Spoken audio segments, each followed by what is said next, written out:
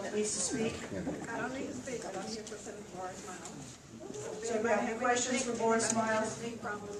Yeah. All right, any other elected officials or representatives?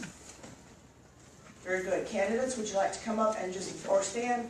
Tell you what, let's, because we do need to get moving, because we've got to be out of here at a certain time for the next group. Candidates, if you would please stand, let's go along the first row here and announce who you are and what you're running for. Thank you. Good morning, everybody. My name is Dylan Osborne. I'm running for Harris County Treasurer in the Democratic primary.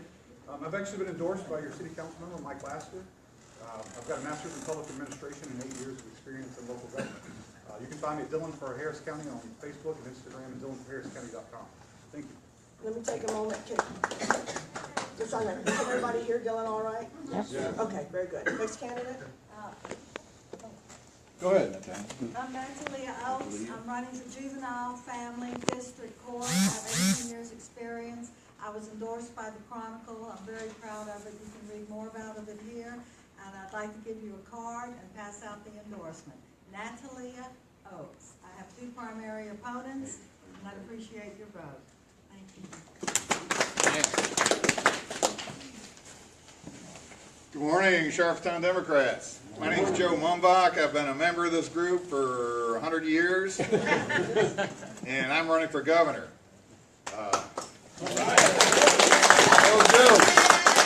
Some people say I'm brave, some people say I'm crazy, whatever. I've never run for governor. I've never run for any public office. This is my first try. I've got 8 opponents, and all I can tell you is it's been fun. I'm having a great time. We're trying to bring some big issues to the conversation, and we'll see what happens. Huh? All right. Thank you.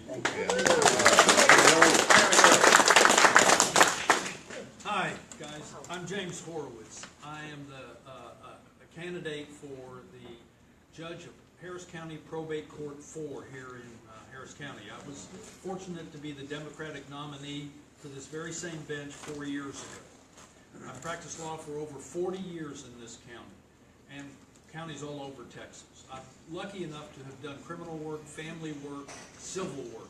Probate Court 4 also has a mental health docket. Kim Ogg appointed me as a chair of a committee, a transition committee, to make changes in the criminal justice system in dealing with mentally ill folks, trying to divert them out of the system. Everybody comes to probate court. You come as an heir, you come as a witness, you may be the subject having died. Probate court is very, very important. It's a specialty court. If you, I won't talk too much longer, but thank you very much. I hope you consider me Harris County Probate Court 4. Thank you. I'm a member. I come. We're going to come for, we'll give the candidates a lot more time on February. Thank you. Good morning, everyone. I'm Latasha Lewis Payne. You've seen me before. The last time you saw me, I had no opponent, but I do have an opponent now. I'm running for the 55th Civil District Court. I'm a graduate of the University of Texas School of Law. I've practiced law for 18 years, and I ask for your vote in the primary. I'm number 1 on the ballot, and I'm the number 1 candidate. Thank you. Good morning, Sharpstown Democrats. I had been a proud member of this group for, I believe, the last 4 years when I ran in 2014. In fact, this was the first group that I came to seeking signatures for my petitions, and it's one of my favorite groups because you all have been so gracious to me whenever I've been here. I'm running for the 280th Family Violence Court. That court is a specialty court. It only hears cases involving family violence, so custody, divorce, and protective orders. I do have a primary opponent, and you can look on my Facebook page or my webpage, which is barbarastalder.com, to get some information about me. I do have some cards available. I too am number 1 on the ballot, and I too will make a number 1 judge for you. Thank you. Your name? Barbara Stalder, Barbara Stalder, Barbara Stalder.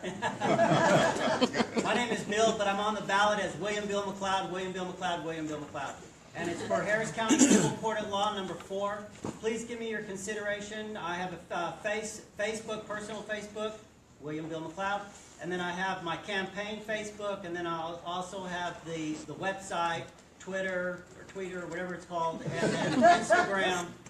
So please give me your consideration. I am your presumptive nominee for Harris County Civil Court at Law number 4.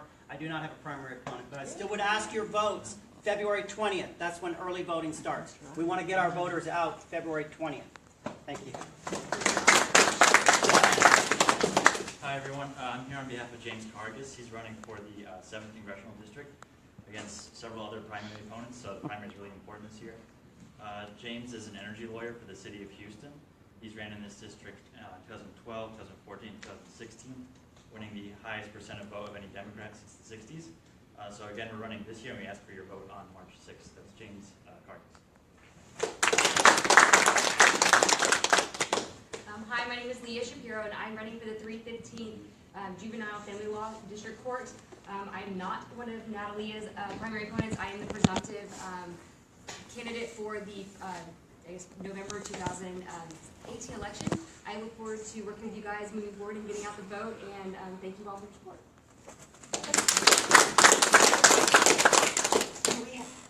Do we have any other candidates in here or representative of candidates?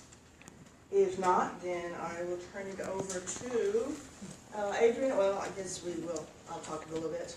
Did you want to talk about the board nominations and renewals? Do we have a copy of the board nominations?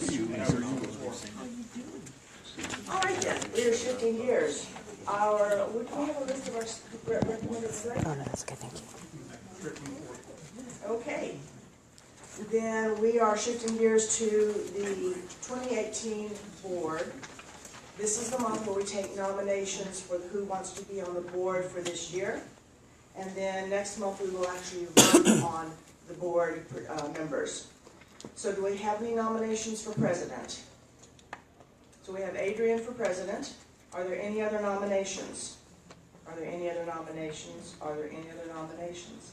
Hearing no other nominations, we would put Adrian down as the nomination for the president. Eric, have you captured that information? Sorry? I'm sorry. Yes. Okay. Are there any nominations for vice president? And so I have thrown my hat in the ring for vice president. Are there any other nominations for vice president? Any other nominations? Any other nominations? Any other nominations? Hearing no other nominations, Eric, our nomination for vice president is Carolyn Riley. All right, thank you very much. Do we have any nominations for treasurer? Eric. So we have a nomination from the floor for Eric Manning. Are there any other nominations? Are there any other nominations? Are there any other nominations? Eric, please record that our nomination for treasurer is Eric Manning. Are there any nominations for secretary? Nominate Kara DeRocha. So we have a nomination for Kara DeRocha for secretary. Are there any other nominations? Are there any other nominations? Are there any other nominations? I'm going to get really tired of that phrase. Hearing no other nominations, Eric, please record that Kara DeRocha is our nomination for secretary. And then we also have 3 at-large positions. Yes, sir. I'll put forward 3 names for the at-larges. All right. We have Joe Moffitt, who is not here but has asked to serve on the board. Okay. We have Michelle Palmer, who is here. Right there. And we have David Rosen, who is asked to serve on the board. Very good. So Eric, have you recorded those 3 names? Are there any other nominations for the at-large positions? Any other nominations? Any other nominations for at-large? Hearing no other nominations. That closes our nominations for the board. Thank you all very much. We have a good proposed slate. So if you want to vote in February, you must be a paid-up dues-paying member. So if you have not renewed your membership, please do so today. Eric will be very happy to take your cash or checks. We can't do credit card here, but we can do credit card here. We can do it online, but not here. Correct. Correct. So check or cash here. Online, we can do credit card. The JRR fundraiser is February the 16th. February the 16th, which will be the Friday before our proposed Sharpstown Democrats meeting. We are planning on moving Sharpstown Democrats meeting up a week so that we do not directly conflict with early voting. So that means it will be a very fun weekend. JRR Friday night, then coffee Saturday morning here at Sharpstown Democrats and listen to the candidates say what they have to say. We hope you all join us for the JRR fundraiser. And Adrian? The meeting on the 17th of February cannot be here because Bayland was already booked. So we are tentatively scheduled to meet at Papa's on 59. And the time will be at 11 to 1. So that if you were at the JRR the night before, you are not rushing the next morning to be. Because there is also an after party, so it's one of those no hurries morning. So. Yes. All right, with that, is there any other business we need to attend to before we switch gears to Civics 101? Hearing none, Adrian? Real quick, we already have 3 tables, including the one with Gene Wilson for JRR. If you want to attend, please let us know because we might have to buy another table at that point. So. Or work with another club. Yeah. So, yeah. So we need to know as soon as possible so we can get with the party. All right, and our speaker today is Adrian Ozuna. He and Eric have worked up a very good lesson on Civics 101. With that, I hand it over to Adrian. Oh, yes, of course, must have coffee. Can't think without coffee. Morning, everybody. Good morning, Adrian. We're going to cover basically, it's Civics 101, but we separated this out. Today we'll focus on a precinct, party information, and then how your precinct relates up to an elections, and then I will go into what the plan for 2018 is for Sharpstown. The next time we do civics, it'll be 201, and we'll actually get into legislative processes. I figured that if we did too much at once, it might be somewhat overloading, because when we get into legislative, it's not just federal, it'll also be how Austin works, and also how city ordinances work. So I wanted to make sure that we covered everything. A lot of this doesn't get covered in schools anymore, or it gets blown by quickly, so we will take our time and actually go through this. Please be sure if you have questions to stop me right at that point, because if we come back, I might not remember what we were talking about at that point. From my own personal experiences, the slides are there basically as guides. I don't like it when you actually read the data off of each slide because it gets really repetitive. So here we go, Civics 101 and what it means to you. This is the greater Sharpstown area. It is basically your precincts. The blue is Sharpstown proper, and then the purple is areas that we are targeting. We just sent out to 13 precincts, 1,300 mailers targeting the Democrats at 90% plus on the scoring. So we are actually trying to grow the club so that we, and I'll get into this later, but we are targeting voters and we're going to continue to do that. How many of you got the mailer? Or how many of you saw the mailer? I think we have some in the back that we can show you. They didn't send us extra. We bought exactly how many we needed and sent them out. But we will do this more than once. We will continue to do this through the year. This is a very important year electorally, so as many contacts as we can get, not just by mail, but also talk about phone, and also a lot of block walking. So get new shoes if necessary, but we're going to go knock on doors. So this is Greater Sharpstown. And right now you are sitting in precinct 256. That is where Bayland sits and the neighborhood behind here.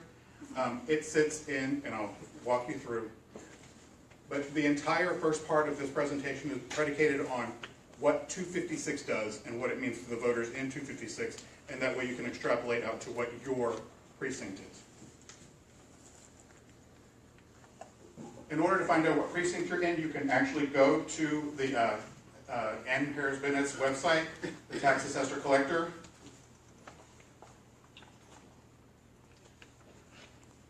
And do a voter registration search.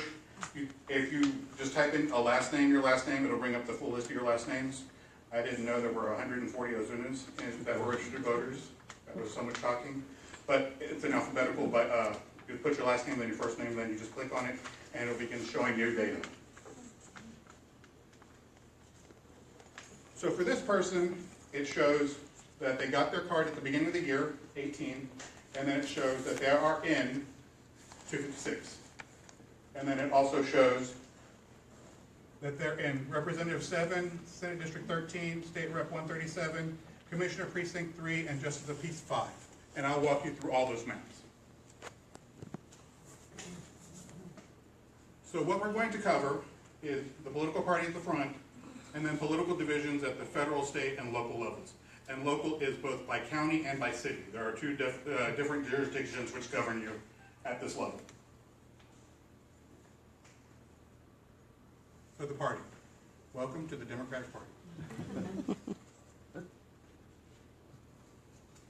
The Democratic Party is actually not one big monolithic thing. It's actually a loose association of state parties that go up into the national party, and then there are the county level parties and the Senate districts which funnel up into the state party.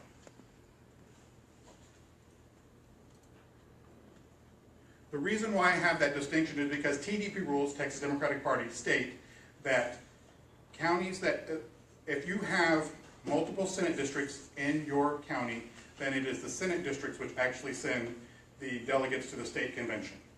If your county only has one Senate district, then the county governs that and sends the delegates to the state convention. And then it funnels up.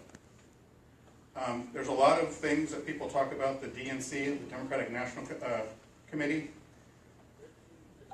I just want to give you a little secret about what the DNC is. It does two things primarily. It sets the rules for the presidential nominations, and it raises money for the presidential election. That's pretty much its sole role. It is the original super PAC. So it bundles money and spends it at that level. When you get those wonderful emails for fundraising, those are usually other campaign committees, the Senatorial Campaign Committee, the Congressional Campaign Committee, the Democratic Governors Association. There is now one for state legislative to raise money for, say, the Gene Woos of the world. So there's a whole conglomeration, but I just want to kind of keep it to this structure. So there are the Senate districts in Texas, there are 31 of them, and so those funnel up. There are approximately 800,000 people in each Senate district. We have 8 in Harris County. This one sits in, this precinct sits in Senate District 13. Most of it sits in Harris County, but a small section of Missouri City goes into Senate District 13 also. With reapportionment, we might see another Senate district come into Harris County, and when they start redrawing the lines in 2021, because so far Harris County has added 500,000 people. Fort Bend County has added 250,000, so I would imagine within that area they will stick another, they'll have to redraw the lines. But we either will get more of an 8th one, or they might swing another 9th one. Depends on how this legislative, this election goes. So, a precinct is the smallest political division inside of Texas. There are 1,012 in Harris County. The lines are drawn by County Commissioner's Court, and it is based on number of registered voters. So, when they update the rolls, and every few years when they change the precincts, you can see some vanish, or you can see some added. Some get smaller, some get bigger, just to encompass how many voters, but it changes. So always check when you get your new voter registration card to see that your precinct didn't change on you.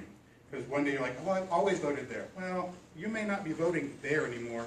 They may have switched your precinct and you're voting over there now. So, or you can just early vote at any of the locations and not have to worry about where you voted at your precinct.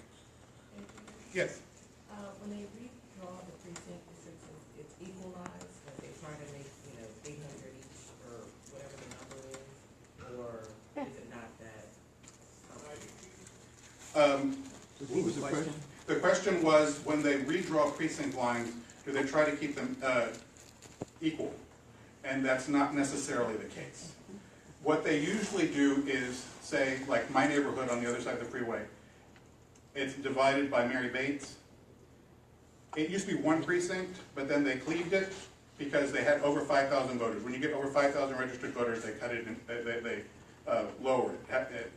Anything over 100, under 100, they put it into another precinct. Anything over 100 is safe, but when you get over 5,000, they cut them. They usually cut them in half. So it won't be. It's usually just a boundary line. But like, okay, these 1,500 will go there, and these 3,500 will stay here. So it's called lazy map making. Jerry, man. Who does this again? Harris County Commissioner's Court. Yes, sir. Other than just have a boundary, so this is where you vote, that's all it's for, though, right? Pretty much, except, and as I walk through the maps, it'll become clear.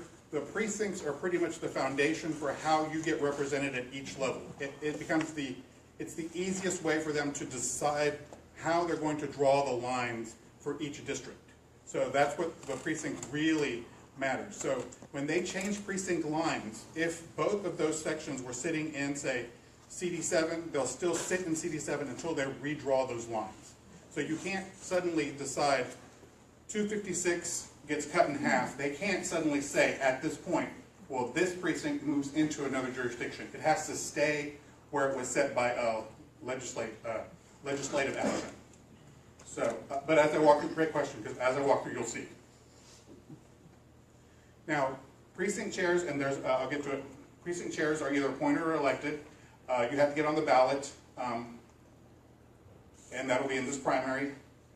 If they're contested, you see them. If they're not, then you'll just have to go to the website and look to see who your precinct chair is. For areas that do not have a precinct chair, the party does try to get a precinct captain to do the functions of a precinct chair.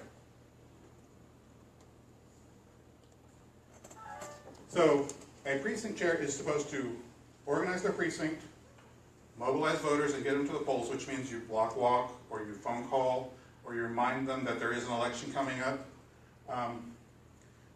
Bridge the gap between elected officials.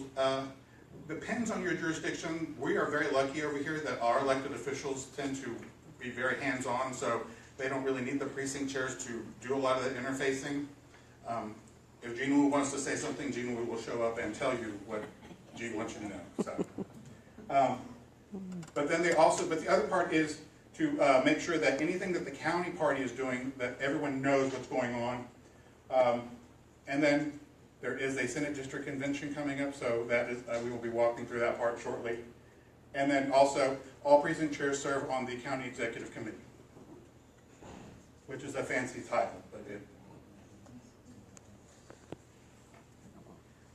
So, how to look at the precinct chair. By the way, we will put this out on the website, the actual PDF, so it has the clickable links, so that y'all can go through it. It is 51 pages, so we can't email it really well, but we'll make it a Google Doc, and that way you can get to it. So, if there is a precinct chair that's currently serving, I'm a precinct chair, Carolyn's a precinct chair. Anyone else a precinct chair in here? Got two. Then if they're unopposed, they will continue to serve. If there's a vacancy, then there is a way to become a precinct chair. You go to the website and you you fill out your name. It goes to the Senate District Vacancy Chair, and from there they will call you and walk you through the process of how to become precinct chair. And then at the if you're approved, then at the next CEC you get sworn in, and then you're precinct chair. Congratulations. CECs are only quarterly, so March, our next one is March, the first week of March, that Thursday. So and the primary is right before 2 days before that. So at that point, we'll know who the precinct chairs are and who the vacancies are, so then we will begin recruiting to fill all the vacancies. That is one of the things that Harris County Democratic Party has tasked clubs and orgs to do, is to find the vacancies and fill them. So if you live in places that are missing precinct chairs, you may be getting a phone call from myself or Carolyn or one of us to beg you and plead to please be a precinct chair, because it really, really helps with get out the vote. Adrian. Yes. So in the June CEC is when everybody who got elected Yes. or is continuing will get sworn in again. Yes, that is correct. What is CEC? the County Executive Committee. County Executive Committee. It consists of the county chair and all the precinct chairs. That is when we elect the secretary and the treasurer. It conducts the business on behalf of the county party. And there are some special circumstances where precinct chairs are called upon to do extraordinary duties. With the untimely death of Al Franco Lee in the last election cycle after the primary, it required precinct chairs to act in a way that they hadn't been asked to do in years before, and it set off a chain of events. So people were suddenly, I want to be a precinct chair. It's not like that usually. There are, and I didn't want to get into it here, but there are some standing committees that that the county has that you get appointed to. Yes. Rules Committee. Get rules, primary, audit, and finance. I think there's a finance committee, yes. Resolutions. And resolutions. Yes. Those are the permanent standing committees, and then the chair has the ability to create other committees that need to be appointed, such as, I know there's a communications committee now, there is a data committee, there's cybersecurity, so it just depends on what the county chair deems necessary at that point. Who's Lily Shutt? Inside of all that, there is the Senate District Steering Committees. Senate districts have a chair, but they also elect two people, the committee woman and the committee man, who serve on the state steering committee. They get elected every 2 years at the convention, inside a caucus. So when I get to the state convention, you actually get to do something at the state convention. Those conventions are a lot of fun. They're just a little work, so. What was that? A lot of work. A lot of work. But the Senate District Committee pretty much runs how things are supposed to go at the Senate District, and the Senate District, again, works in conjunction with the state. It's all this interlocking mechanism of feedback. Because this is Senate District 13, the convention will be on March 24th, 18. It will be at Wheatley High School on 4801 Providence on the east side. You must be a registered voter for credentialing. We prefer and hope that you voted in the Democratic primary. You could not have voted in the Republican primary to attend the Democratic convention, the Senate District Convention. The delegates to the state convention are selected there, and we vote on resolutions to send to the state party platform committee in order to be presented at the state convention. As a side note, I've addressed this body twice about payday lending and micro lending. I've addressed 3 other organizations about that same thing. I will be putting forward a resolution to Harris County to try to get it passed statewide to deal with predatory lending and micro lending. So. We are going to do something.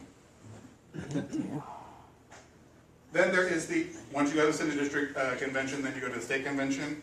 This year it will be in Fort Worth from June 21st to June 24th at the Fort Worth Convention Center.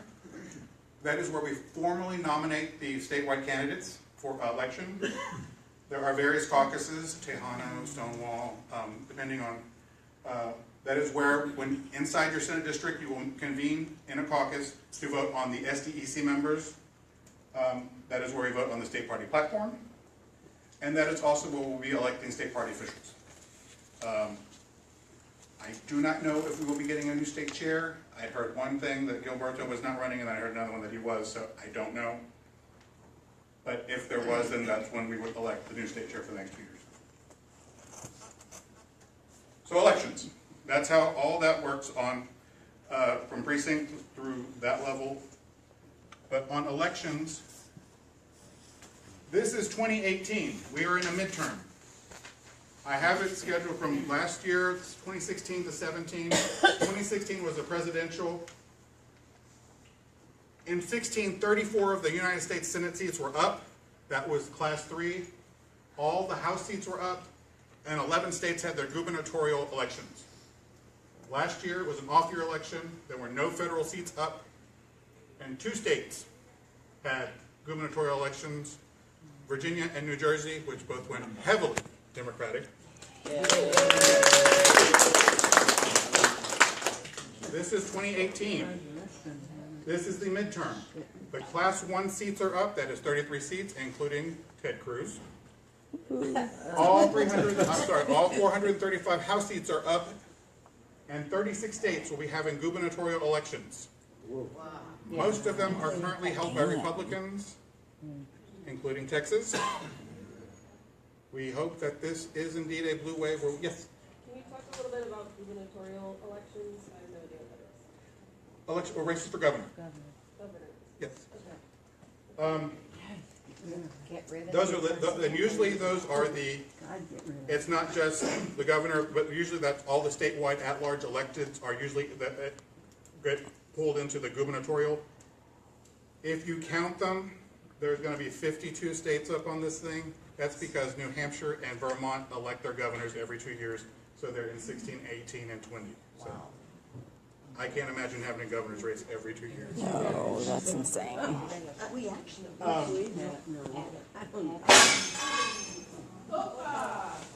In 2019, there will be 3 states that have their gubernatorial elections: Kentucky, Kansas, and Mississippi. Kentucky, Louisiana, and Mississippi. Sorry, Kentucky, Louisiana, and Mississippi. I don't know where I'm at. Louisiana surprisingly has a Democratic governor because he ran on a very progressive platform, and they had a really terrible Republican candidate. So, what just happened in Alabama? They had a really fantastic senatorial candidate and a terrible Republican candidate, and Alabama selected a Democratic senator. So, congratulations there. I would have never gone down with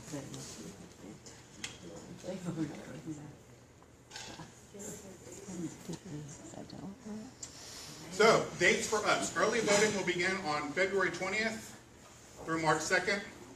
Primary election day is March 6th. I put potential runoff. There will be a runoff because there are too many gubernatorial candidates. CD7 is almost guaranteed to have a runoff. CD2 might have a runoff. 22. Maybe 29. I'm not quite sold that 29 will get there. I can't officially say what I think from this point, but and then general early voting will start on October 22nd through November 2nd, and general election date is November 6th. So everything, yes sir. I just wanted to point out that the last day to register to vote in March is February 5th. In Texas, it's usually 30 days before the election. Thank you very much. Everything we do here is up to November 6th. We are dedicating ourselves to making sure that we turn Texas as blue as we possibly can. We are not leaving any chips on the table. So, just letting y'all know. And because I happen to be I will plagiarize something that's really good. I love this slide. This is, if you're an election nerd like me, the Swing State Project, which is now Daily Kos Elections, has the times that the polls close across the country so that you actually know when the results will be known state by state by state. They put this out in 2008. It's still not out of date 10 years later. So when we send this out, I love that thing. I just included it because. So federal. We have John Cornyn, who's Class 2, and Class 1 is Ted Cruz. Those are your elected officials for statewide. They are both Republicans. What do you mean by Class 2 and Class 1? Class 2 and Class 1, there are 33 seats in Class 1. And basically that refers... Just split them. Yes, that is the, that's how they refer to that group of senators that are up for election every cycle. So they do that because that way only a third of the Senate is elected in each cycle. The Senate is considered a continuing body. They are never 100% up for re-election, whereas the House is always up every 2 years, 435 of them. Oh, really? Yeah. Senators are 6-year terms. But we're supposed to win the House? 430 something. So, we are in 256, in the purple. Culberson is the representative in the green. It just so happened that's the color of the map. Al Green is the U.S. representative for that. So Sharpstown's divided in half. for U.S. Congressional. At the state level. Oh. They're all Republicans. Yes. That's one's up for federal. We have not won a statewide election as a Democrat since 1994, when Bob Bullock was able to retain the lieutenant governor's seat and then retired in 98. We got wiped out. So Abbott is the governor, Patrick is lieutenant governor.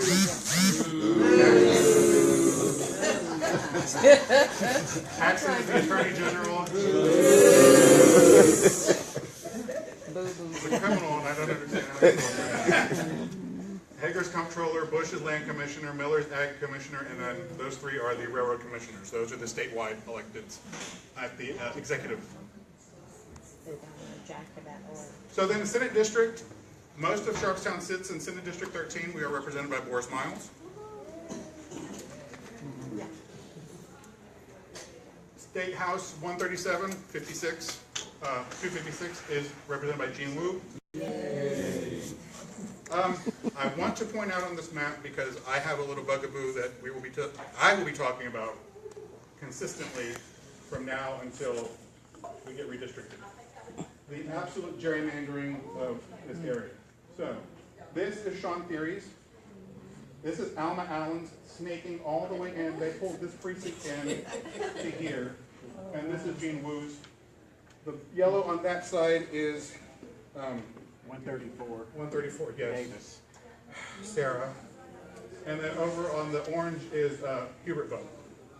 But I still don't understand what they thought of how pulling in that one precinct to Alma. Anyway. Technically, it's yes, sir. The little fish hook with Alma Allen's district was added at the request of Alma Allen, because the map that was drawn at one point had that in Boris Miles' district, but it contained Alma Allen's district office. With a request to her. I see how that works. She needs to move her office. Yeah. It's not her house, it's just an office. I can see where you're okay. State Board of Education. How many of you knew there was a State Board of Education? Oh, yeah. Yeah, and she's evil. The representative in green for 256. She's evil. She thinks dinosaurs were on Noah's Ark. And then Harris County is served by the Texas Court of Appeals 1 and 14. Because there's so many cases that are held, they created a Court of Appeals for the caseload. And it includes Chambers, Galveston, Brazoria, Fort Bend, Waller, Austin, all in that section. Those are covered by Courts of Appeal 1 and 14. Wow. County and local. County and city at the local level. Harris County Commissioners Court. There are 4 precincts that is set by state constitution. I think that we should amend the constitution to populations, counties with populations over 2 million should be 6, so at least you're not stuck with. Harris County has 4.5 million people, so that means county commissioners serve, 1.1 plus million. So you're feeling really represented there? No. We're in Steve Raddick's. District 3, and then you can see the other 3 are really that's nice, like seriously octopus swirl. Ed Emmett is the county judge. He presides. We really, really, really need to replace Ed Emmett if you want change to happen. Go, Lena. He is not your friend. Lena Hidalgo. We are in County Commissioner Precinct 3. We are in Harris County Department of Education Position 4, Precinct 3. That is Evans. That serves again 256. For Precinct 5, we have JP's Ridgeway, Position 1. Position 1 and Position 2 means that in the presidential cycles, because they're 4-year terms, Position 1's up, and in the midterms, Position 2 is up. So every 4 years, every cycle, one of the positions is up, and the constable is Heath for this area. And then City Council. It's a bad map because it's white on white, but that's how it's broken down. There are 5 at large and 11 geographic council districts. The mayor heads City Council. City Council was expanded in 11 because the census said we'd passed 2 million, almost 2.1 million, so the charter said we got 2 new districts, and that's when we got Mike Laster, because they added District J. District J. The precinct's around 59, well, 69. I don't think I will ever use to say 69. Younger ones, kids now will probably. And that's where District J runs, District F to the side, and then the others. That is your HCC trustee position 5. Robert Glazer is the trustee. Again, they sneak through there. And then HISD position 5, Sue Dygard. Notice how Sharpstown is carved into 3 HISD trustees. My bugaboo is how can one neighborhood that is a contiguous body be served by 3 trustees? Yeah. So another one of my Who draws these lines? That one I'm not sure. Probably HISD, since they're their own governing body. So what precinct I'm in? At the very beginning, I showed you the top of the card. This is the bottom of the card where it actually walks you through all your electeds for 256 and what other districts that you're. So when you get your voter when you go to the website for your voter registration, it shows you all that data. So, Sharpstown, what are we going to do in 2018? We're going to try to grow the club, which was started with the mailer. Build a volunteer base because we really need to make phone calls, block walks. We're going to talk to talk to voters and register eligible. I don't know where I got that. Engage and activate partisans. Phone banks, block walks, and data-driven contacts. Certainly not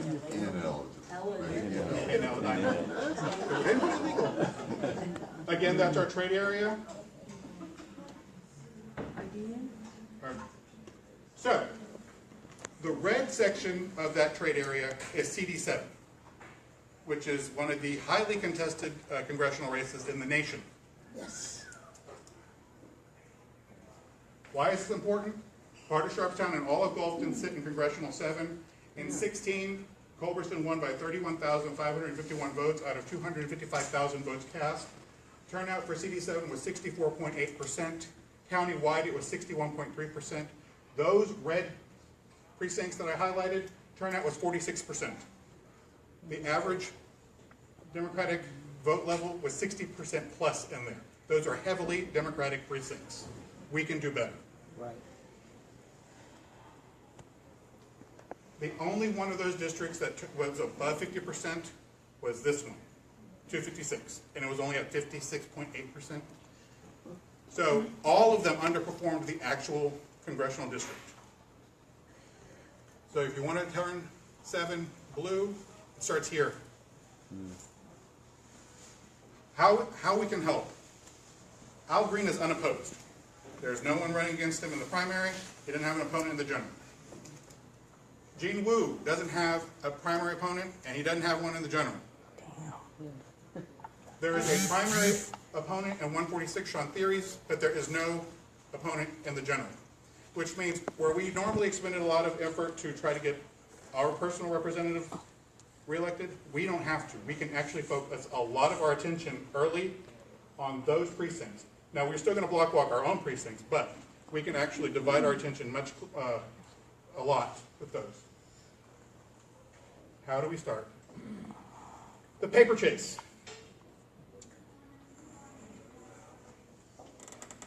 Thousands of applications for vote by mail have been sent out by the Texas Democratic Party. That one. Who got how many of you got them? Yay. Have you sent them back in? 65 and older. I think there's actually 138,000 that were sent to Harris County. 135. Thank you, 135,000. Didn't yes, How would that be related to someone who is temporarily living somewhere else, but maybe wouldn't be back for the, to vote in the primary?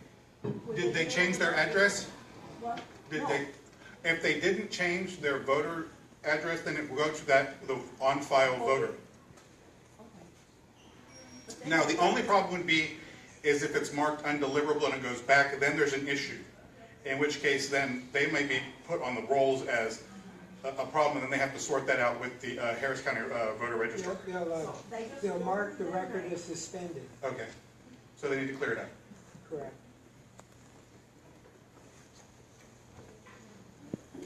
So we need volunteers to make calls to get those applications returned so they get the ballot for the primary. We need block walk teams by precinct. And we want to have multiple contacts with our voters by November. And by multiple, I'm talking 5, 6 contacts. We want to make sure they know. There's an election, and this means a lot. We got gerrymandered.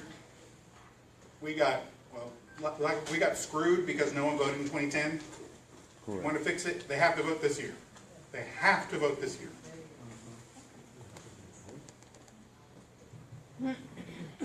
So we're going to drive data-driven targeting by precinct, block walk teams in neighborhoods, and we have 6 organizations helping, and time, which, Sarah? Thanks, Amy.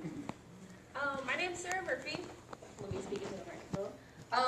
I am with a sister organization of Sharpstown Democrats called Swing Texas 7 Left. We generally focus on the Texas Congressional District 7, so we kind of try to encompass a whole lot of areas. But basically what our group does is we try to organize block walks and register people to vote. And we're very much a grassroots organization. Most of us have never been politically active before, so we're a little bit behind on our civics knowledge. So thanks for listening to this. But we don't care. Like, what we're basically trying to do is increase the voter pool and get people moving. And I actually have a block walk commitment form that if any of you are interested in receiving help on how to organize a block walk and getting it out there, we really need to do this, guys, because although it's great that we attend these sorts of meetings and kind of surround ourselves with other good Democrats, it puts ourselves in like a bit of a mental bubble, right? It's a false sense of security. It happened to us on election day, so we can't think that even though all of us here in the room are very engaged and understand what's at stake, most other people don't. So research has shown that the reason why people don't vote is not because they don't have ID, and there's lots of different reasons, but the primary reason is that they don't know that there's an election or who the candidates are. It's a very, it's just a big obvious one. So if you guys would like to sign up to host a block walk, I've got a form here that you can sign up to get some information on that now or after the session.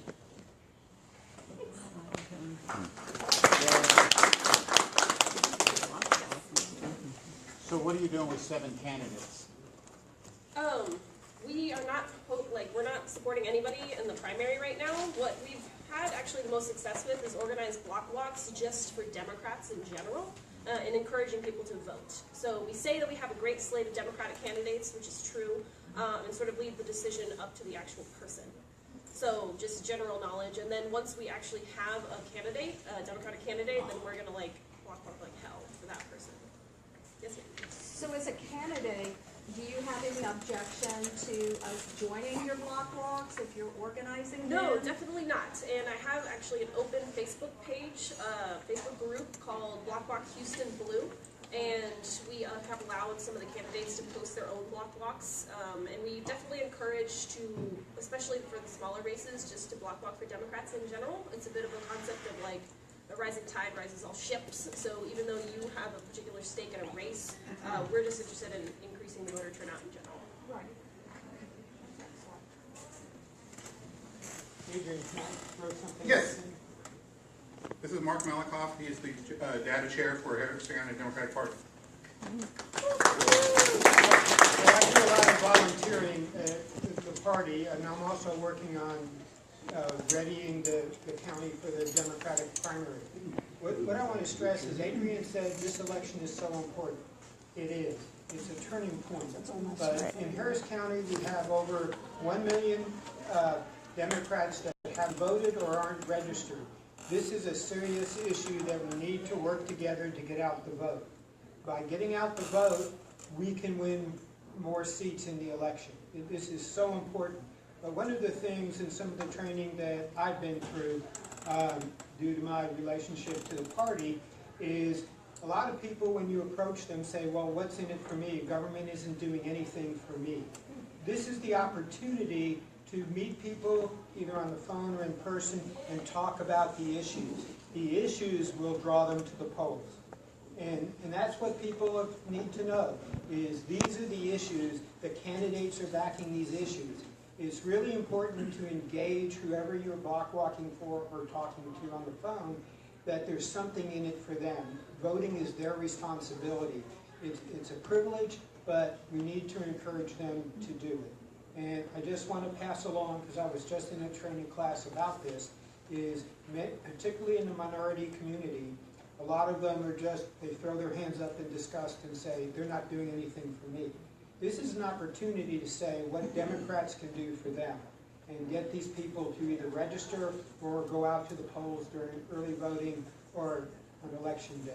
This is a critical turning point.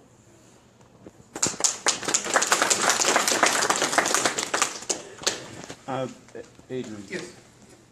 You know that they were saying that there's a number of states, or should I say not just states, but there are people that, you know, they're comparing the names and dropping people off the voter registration. When we're going and talking to people, how do we, are we going to give them instructions on what they need to do, as in, because telling somebody to vote is one thing, but they'll say, I'm going to vote, but then they'll wait till the last minute and then find out that their name is not on the roll. So. Thank you, Bob. HCDP changed the policy and created the data department, and then started assigning data directors by Senate district, and then also granted created van captains for clubs. Clubs that are countywide got countywide access, and then clubs that are actually kind of geographic got their precincts assigned to them. So we actually we know who the voters are who belong to the club who are Democrats. So we can actually check the rolls to see what if they're suspended. Because this is a call sheet here for the vote by mail for this precinct. So I'm going to ask for volunteers to start making phone calls to get the VBMs back for this precinct. But when we start looking at van, we can actually check. When you're going block walking, it'll tell you whether their status is suspended or not. Now, Greg happens to be one of the premier people when it comes to apartment complexes, and from what I remember, at apartment complexes, you don't get stuck on what's on the sheet. Just talk to them, because they may have moved 4 or 5 down. Right, Greg? Yeah. So I'll have a follow-up question later. Okay. But, so we can check in houses if they've moved and status like that. So we kind of know in advance. That's why I keep saying we're going to contact them 4 or 5 times, because we are not doing this to where in October we're suddenly scurrying and we're going to get them for the first time. Right. By October, when it's time, we're telling them for the 5th time, guess what? It's time to start. Primary voting is Monday. Yes. So one thing in the way the data teams are working is who's ever the van coordinator for a specific group, if you walk and find somebody's moved 4 apartments down, that the van, whatever we're calling them, the van person for that club can actually go into the voter access network and update the records. They can change phone numbers, they can fix the addresses. They can't unsuspend anybody. That you have to go to the county tax assessor to do that. But there's many things you need when you're block walking or you're phone banking. Write notes on there so the van coordinator can update the database. You know, if they're not home, they're not home. But if you find that some information has changed, then the van coordinator can actually change that. This is really important on email addresses, because we're more and more data driven, and email is a way we do that. Harris County Democratic Party is also moving into texting, so getting the cell numbers is also important. So when you phone bank and you have the list in front of you, try to verify that the address and email and phone number are actually correct. And most people will give you that information. There's a few that are really weird about it, but 98% of the people, when you contact them, are more than willing to update their information because they want to participate. Now, the people who are out of their homes, planning on getting back in their homes because of the hurricane, those thousands of people, do they need to, If they are staying in that permanent residence, I do not think they have to change their voter registration. Okay. If they are selling the house and moving, then yes, they need to register where their new address is. Okay. Because it's just temporary, so. So the distinction is temporary, permanent. Okay. If it's temporary, then no, because there will be, that's the permanent house. One thing that I was going to announce at the next meeting, once we have board elections, but I think it's vital for y'all to know now, is that the plan in place going forward immediately in February is that one of the at-large members is actually going to be the field director. They are going to be the ones driving all of the block walk teams and putting them together. So I'll go ahead and tell you, David's taking on that responsibility.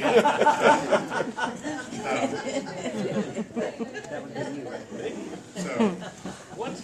We had this conversation last week. I've got it on tape.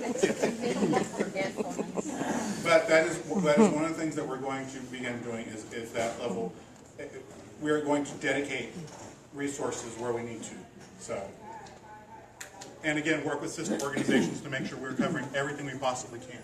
One other thing, Adrian, is the party itself is running phone banks on Tuesdays and Thursdays, and we'll soon be adding them on Wednesday evenings. There's 2 shifts, 5 to 7 and 7 to about 8:30. So if you want to volunteer for one of those, you can, and you can contact the office and let them know you want to come. And we'll be doing them at the club level too, to make sure that we're hitting everything. So, yes. I don't know if this is the time. I've gotten a couple of people who they knew that I was involved in politics or whatever, and their families outside of Texas wanted to know where can they go to evaluate the candidates. Excellent. I brought them up earlier. Daily Co's Elections actually is the single best resource when it comes to all of the nationwide races, both on congressional and state level, because that data team looks at their finances, which is always a key, because it looks at, and they also make endorsements. But Daily Co's Elections has a master spreadsheet that actually looks at all that stuff. So that's always my first. Yes, ma'am. What are you saying, daily what?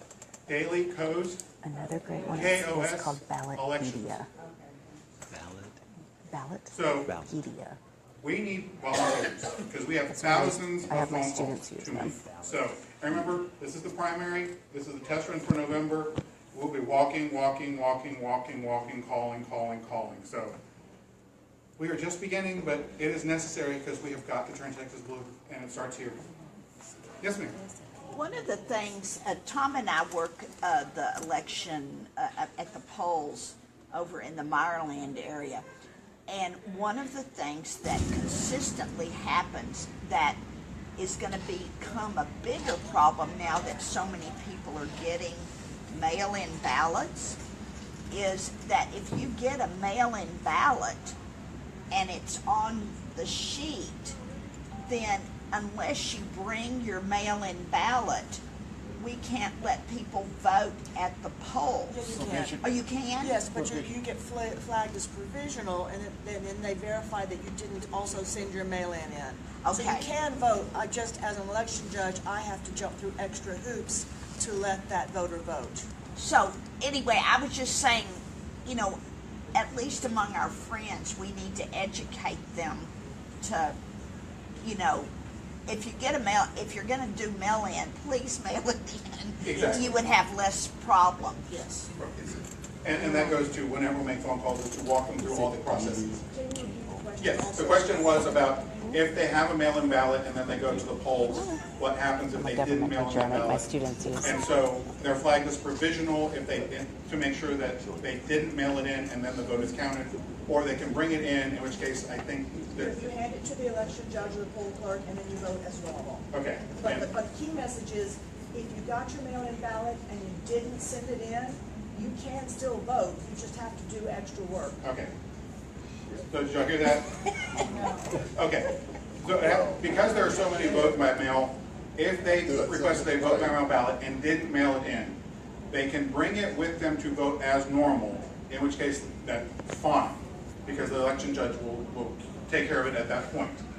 If they didn't mail it in, they don't have it with them, they can still vote, but it becomes a provisional ballot, in which case the ballot board will then have to verify that a ballot was not received by mail and the vote is then counted. It's just there's a number of steps in that process. Yes, Ray. So if we got a mail-in ballot and threw it away, what do we do? Okay, in that case, you fall into the criteria of, there is no mail ballot counted, so your provisional ballot will then move into the counted ballot because there was nothing received by mail. But can't we just early vote? They still have to. They still have to do. I thought we did. Yes, you can still go try to early vote, and I recommend you do that. That way, if you get challenged that you can't vote, you have some time to object to them. The official, I'm an election judge, so if you come to me to my precinct to vote, you're flagged as having been sent a mail-in ballot and you don't have it, I'm going to be grumpy, possibly, because I now have to jump through some extra hoops. But as an election judge, I still let you vote. I just have to flag it as a provisional vote and do some extra paperwork. Then you get your ballot, you go ahead and you vote, and that code is recorded. The ballot board then has to do their homework after the elections. They have about 10 business days to clean up all of their work and true the vote and verify that you didn't actually send in a mail-in ballot as well. You can still vote, you'll vote provisionally. Yes, ma'am.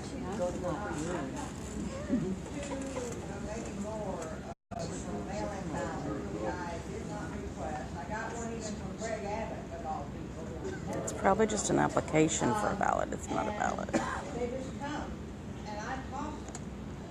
And I got another one the other day, and I think it was also a Republican, and I don't know. Well, those aren't actual mail-in ballots. Those may be requests. Yeah. Applications for you to send in if you wanted to do a mail-in ballot.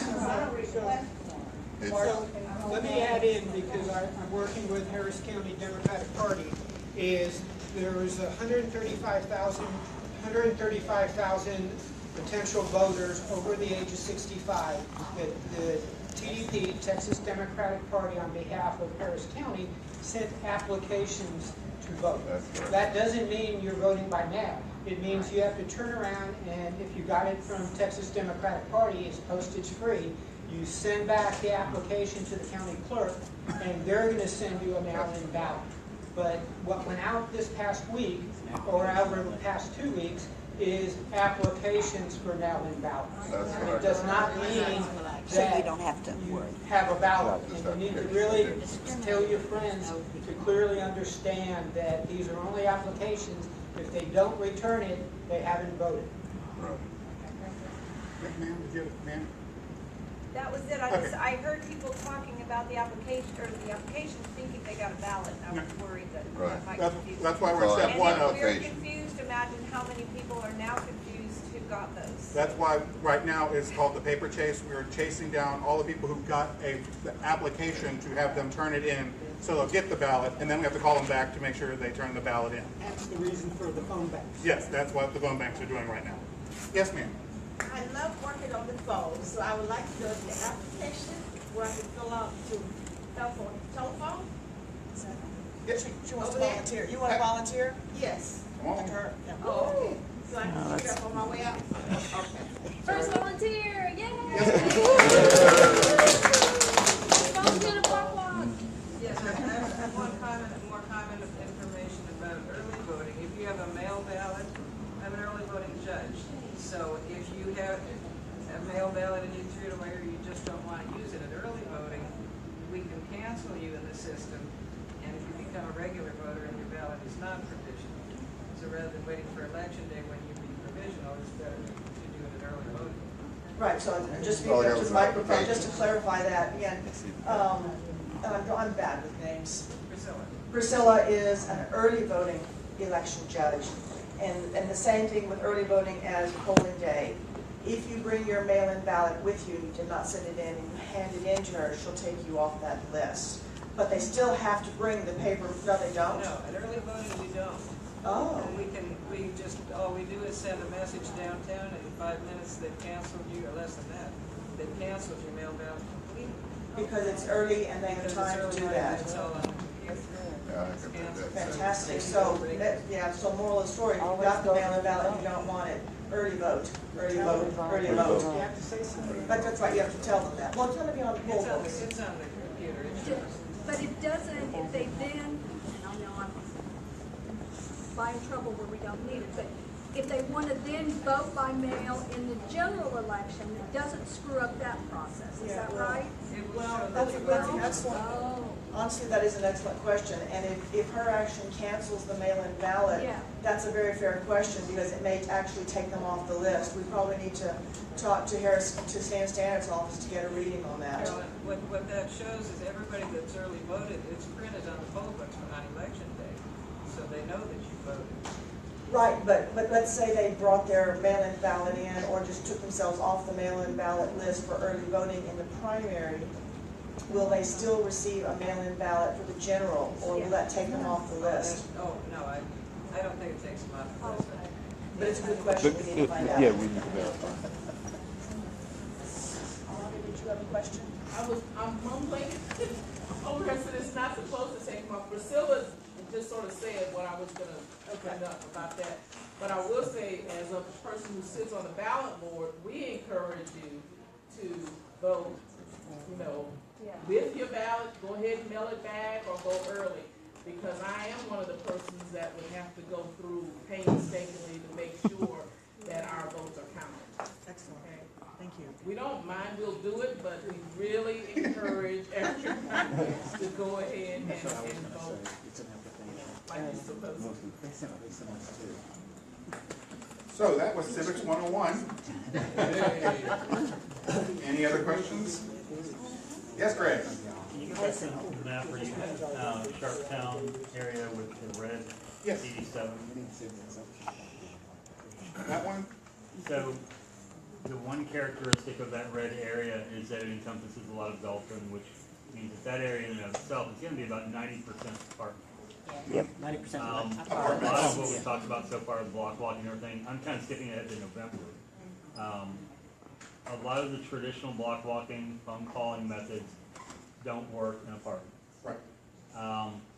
Another thing to consider for you guys is with Gene Wu not having an opponent this year, that means when I was on Gene Wu's staff, campaign and state, we mailed 50,000 voter registration cards to every apartment unit in our district, which included a lot of that. That's not going to be done this time, and that's a very big deal. In our case, it was a lot of West Chase that impacted us and the county, but the fact that that's going to go missing from Dalton, that's something that's going to need a lot of work, and it's very different from, with all due respect to the data and finding this voter and that voter and this voter. With apartments, you're going into geography, and there's things that cost money to do that, and there are candidates you can ask money of. Yes. But it is something I think that kind of gets overlooked whenever we talk about going block walking to single-family homes. If you make phone calls in that area, 3% of the phone calls are going to be good. Yep. Yeah, that's why I'm having a conversation with people at Gulfton, because Gulfton is its own Super neighborhood. So, and that's why I'm also trying to work with other organizations that have a number of Spanish speakers, so that we. If you knock on a door in that area, you risk getting shot. Yes. Okay. That's nothing like That's cynical. not right. You're better doing a passive organization method. And I know some of the groups that do work out there and they do knock on doors. You don't get the scale that you will get. I would expand those conversations to find some ways to boost that. How did y'all overcome that? How did y'all overcome that? We did lid drops, multiple rounds. And that's then we did the usual mail and the usual phone calls, but that gets like the hardcore, they've been there, they're easy to identify. The lit drops kind of get the extra voters that register. We did one round for voter registration, we did another round with GOTV information. And even there, you know, we've all seen the door hangers and the push cards. I can show you Gene Wu's door hangers, and they have like this much. Here's Gene Wu, here's why you should vote for him, he's a great guy. He got his picture on there, but it's a lot more, here's where you vote. Here's the dates and time. Here's the calendar. Very utilitarian type of information. And that's just not something that I see a lot of other people doing, so just want to make that aware. That's one of the things that we're looking at is, because we did one round of mail to try to get, to hit the 90% plus score this round. We might do another mailer for that, but that type of door hanger is what we're looking at for later this year, probably September-ish to actually. And I'm no genius on this. I learned everything from Scott Hochberg, who really built this area into a Democratic stronghold. He would be the first to tell you one point of contact is not enough. When right. That's keep emphasizing that. Mark? So one thing to keep in mind when you're talking with others or trying to do that is we have a Republican, Stan Stanner, who runs the thing. And in the documentation we're sending out now to election judges, all polling locations are subject to change up until election day. So it's very important that if you're sending anything out, put election polling places subject to change, check this website, because they do change. In the 2016 election, I recall in my volunteering during the phone banks, we found them changing as we were calling, and we had to keep up with it, and it's not easy. Yeah. So polling locations are always subject to change with this current administration.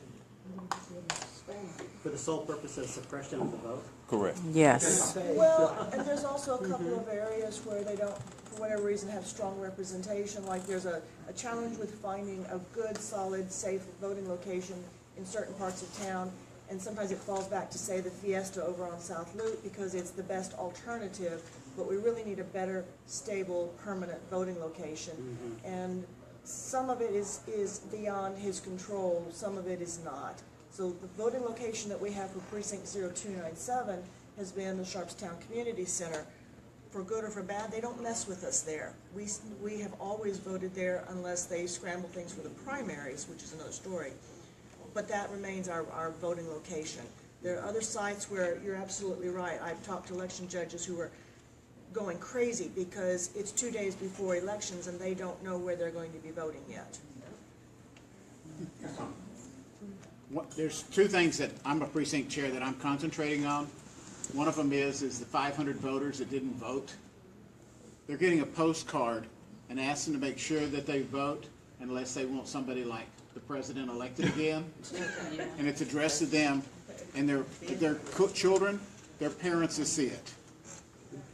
You know, that's just a postcard. The second thing is I always drop an early voting flyer, which lists, like you're saying, the 2 closest locations, and it's put in something like that if you don't vote, will your name be on the list in November, or will you be pulled off? So you've got to give them a reason, because we need to hit 500,000 or better voters in primary. Okay. So one more thing, Adrian, is if you assume there's a polling location, don't, because due to Harvey, a number of them have to be shifted around.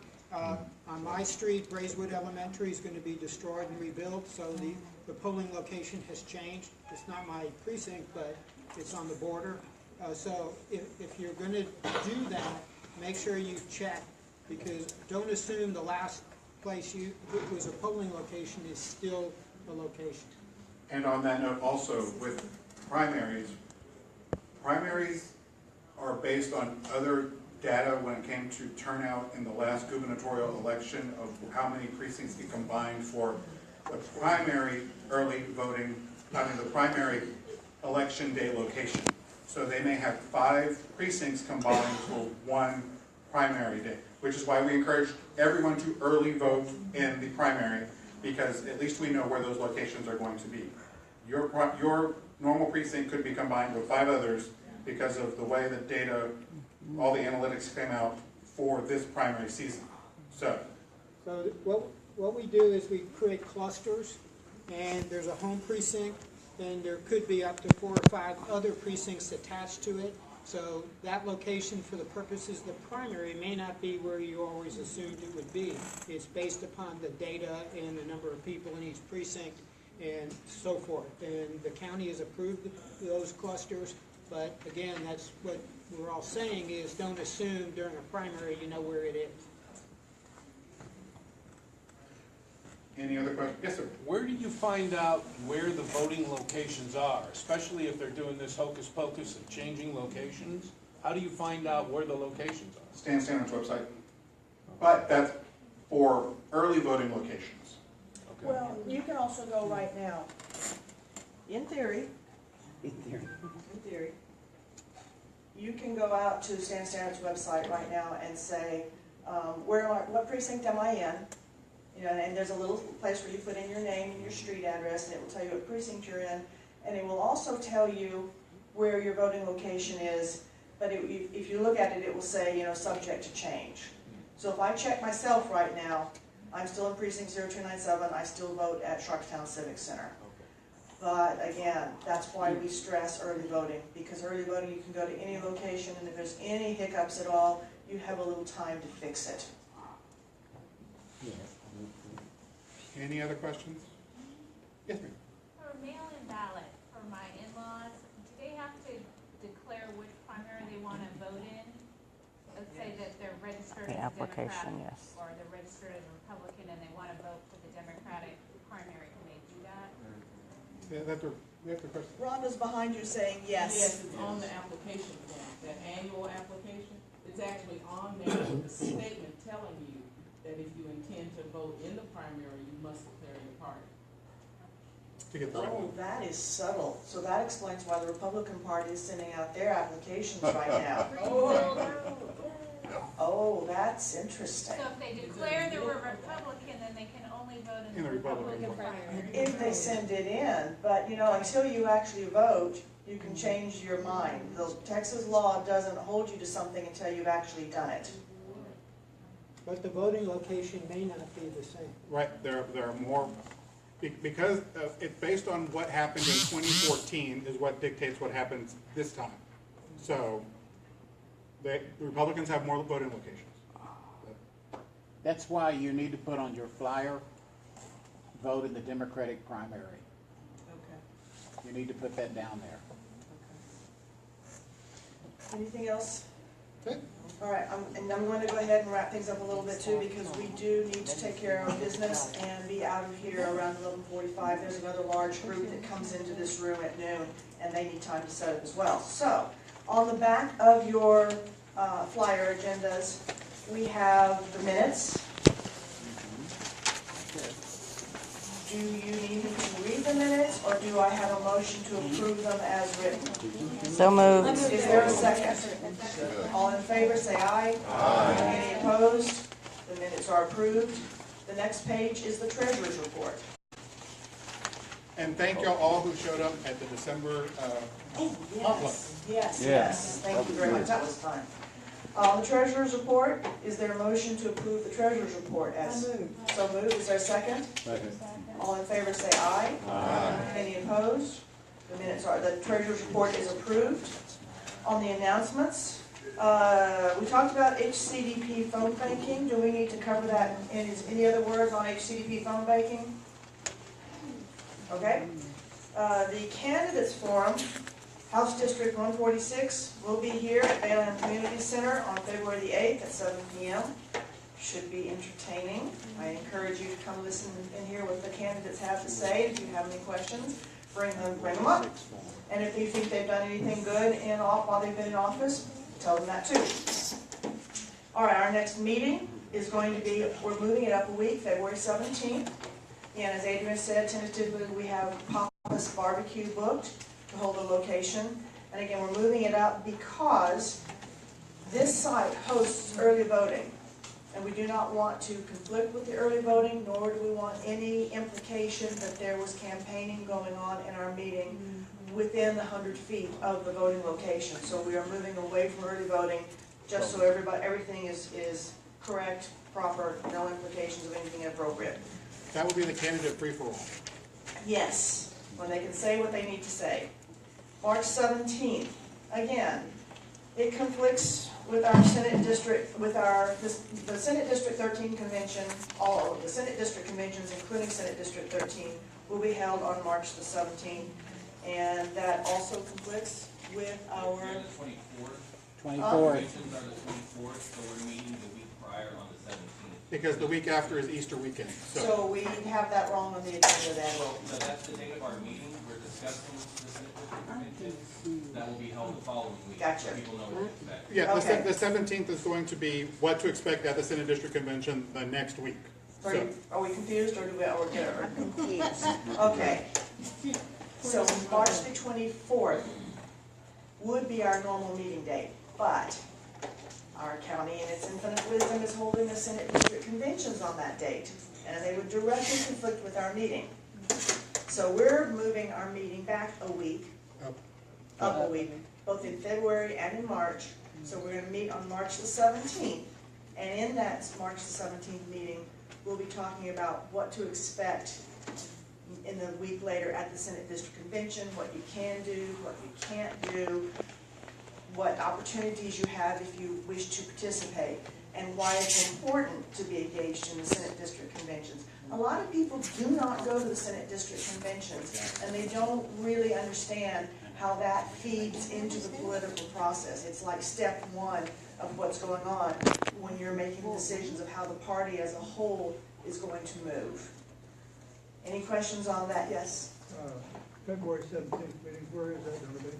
Tentatively, Papa's Barbecue On 59. on 59, next to Carmax, is it? Yeah. Yeah. That's north. Good baked potatoes there. There are many other items of interest in here. We have, again, information on the, if you go to page 3, the JRR dinner. Should be a very exciting and entertaining day. We have Nancy Pelosi coming to talk to us as the highlight speaker. We also always have other speakers that are very good. It is $150 if you do it through a club. If you do it individually, I don't know if they've racked the price up again or not, but we encourage people to go ahead and join one of the clubs to sit in tables. Eric, do you have something? Yes, if you're interested in sitting at the tables at the JRR, our tables are $150 for sitting individually. The 16th. February 16th. Right. February 16th. That's the long weekend. The tables are going to start full, so we probably will be purchasing a third table. But we need to make sure that we've got enough seats for everybody, and if we don't have enough for a full table, we may need to go in with another club, split the difference. But we just need to get that planned ASAP. So if you're interested, please let me know. And it is always a fun event. And there are more tables for sale. There are more tables for sale, thank you. Okay. That's JRR. Houston Client Forum is today, 12:30 to 4. There was information to RSVP, seating is limited. It's what? It's sold out. So that's sold out. Although it has not stopped me in the past from Friday's the showing up. 16th. But you never know. But I can't go to this one. Another dinner like that in There is a meeting tomorrow with Beto O'Rourke in the Crown Plaza Ballroom, talking about post-Harvey. If you have not seen Beto O'Rourke yet, I strongly encourage you to go check him out. My personal opinion, he is very knowledgeable, he's good with the crowd, he's good talking on his feet, very charismatic. I think he's going to be a very viable candidate, but that is my humble opinion. I will not endorse him in writing, as I am an election judge and cannot endorse a candidate before the primary. But you should be aware of this candidate and his potential. Indivisible Houston has a January general meeting on the 28th from 2:30 to 4:30 at St. Stephen's Episcopal Church. If you have not been involved with Indivisible, again, I strongly encourage you to go check them out. They are a vibrant young group, a lot of energy, a lot of potential to advocate for change and promote various issues. And again, you need to know what this group is up to and whether or not you choose to support them. And I think they are a very good group. I don't agree necessarily with everything that they promote, but that's a personal opinion. I think they are a very positive group. A training road show. I have not read this one yet. The Texas Democrats Training Road Show, Houston, February the 3rd. Does anyone know anything about this particular event? Mark, what's your thought? Texas Democratic Party is doing a road show through Texas, and their purpose the site's been moved, but you'll have to look at the website for this thing because they've moved it to a bigger location. The purpose of this is to train trainers for organizing. It's for candidate trainings on how to move forward with the election, and for those data moguls that are running van and active in vans, some how to do things like how to cut turf and how to run reports and this kind of thing. So it's a three-pronged event, and I believe it's just going to divvy that up after the introduction, so you can go to the focus group that you're interested in. But this is a really good opportunity to get more engaged. Do you know what time it's going to be? I don't see it on here anywhere. You have to go to the website. I don't remember. Okay. The other thing I'll just throw in, Harris County Democratic Party sends out a weekly news brief called the Blue Report. As active Democrats, I want to make sure everybody knows about it. And if you don't know about it and you want to keep up with all the events the Democratic Party is doing and other things, go to the Harris County Democrat, harrisdemocrats.com, and sign up for the Blue Report. It contains a lot of information that as Democrats we need to know. Thank you very much, Mark. All right, and moving forward, again, House District 146, the Candidates Forum, Thursday, February the 8th, 7 p.m. to 8:30 p.m. here. Should be fun. And then, again, this one I'm not that much familiar with. I respect Larry Green, but I don't believe I'm in his area. He has a Valentine's Day luncheon, District K luncheon, February the 14th at the Red Rooster. And again, this one is new to me. Impeachment March Houston. Interesting. Saturday, February the 18th from 12 to 3 p.m. Is that the right date? Yeah. I thought our meeting was February the 17th. Saturday, February. Oh, that's okay. Okay. And at any rate, there is a, after our Sharpstown Democrats meeting, then from 12 to 3, there's a march downtown to impeach Trump. We're not endorsing nor denying that approach. Are there any other announcements? Thank you very much, Carolyn. Did Adrian and Carolyn put together a good program today? Yes, they did. Her programs during her tenure as president have been phenomenal every month. So incredible, plus great parties as well. I'm Gene Fagelson, and I work in the Asian community, Hispanic community, and worked for candidates since 1956 when I supported Adlai Stevenson. That's how old I am. But there are 3 other activities going on today. One of our candidates for judge was just here and had to leave to go to another meeting. But Jason Leung is running for criminal district judge. He was here. He's one of our people from this community. Look around you. Are your neighbors here? We have people in our community in Sharpstown. I've been here for 10 years, and I've been inviting some of my neighbors over as well. We have Hispanic Americans, Asian Americans, Chinese, Vietnamese, Korean Americans that should be at this meeting to learn the program that we did this morning. And we need to bring these people to our meetings. Jason Leung is a former assistant district attorney, a graduate cum laude of Rice University, graduate of University of Texas Law School, endorsed by the Houston Chronicle, endorsed by FLCO, endorsed by the Tejano Democrats, a very, very high-ranking candidate, superior candidate, and we encourage you to think about Jason Leung at the Democratic primary. Thank you very much. Next meeting, bring your neighbors. Bring them out here, especially your Hispanic and Asian neighbors. We need them to participate, to learn the the democratic process. Thank you very much. You're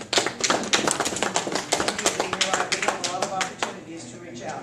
I must correct one thing though, the programs that we have, and I agree we've had some excellent programs, it's not my doing, it is the board. We are all very active in participating on this, and the board members are the ones that have brought forward the ideas and put together all the work, particularly for this one. This one is Adrian and Eric, and I believe primarily Adrian pulling this together. Thank you, this was tremendous.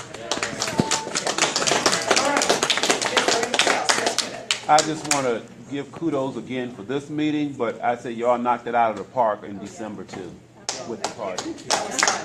Yeah. All right then, if there's nothing else, is there a motion to adjourn the meeting? Okay, we are done. Thank you all very much. Leave the chairs here for the moment. We'll see if the Anglo-American group wants the Marriott Marquis.